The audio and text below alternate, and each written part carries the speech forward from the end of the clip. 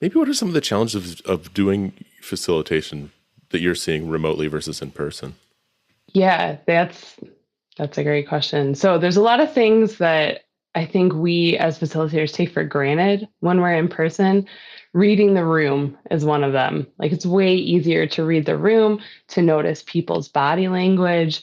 You can see when someone's crossing their arms or they've kind of got a frown on their face or they're in deep thought and you want to wait a second and let them finish their thought before you interrupt them. Um, and I think logistically, in this remote space or in this virtual space, it's just different.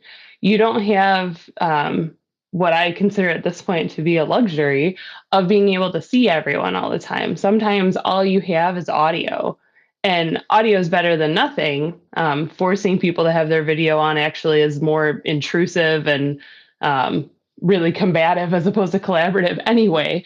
So I think it's an interesting challenge because you're looking for or paying attention to different things, and you're really requesting your audience or your group of folks you're facilitating to engage differently in a virtual space than they would in a physical space.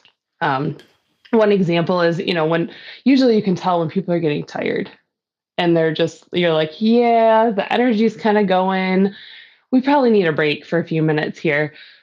You can't necessarily tell that from silence in a call. Silence might be because people are thinking. Silence might be because they did take a break and they walked away, or it could be because the energy is dropping. And so, in those scenarios, having like an indicator somewhere in your virtual collaboration space that people can drag over like a timer or an image or something and say like, I need a break. And once you see a few of those, you're like, oh, it looks like a few people want a break. Like, let's take one. And then that can really shift around the energy in the room.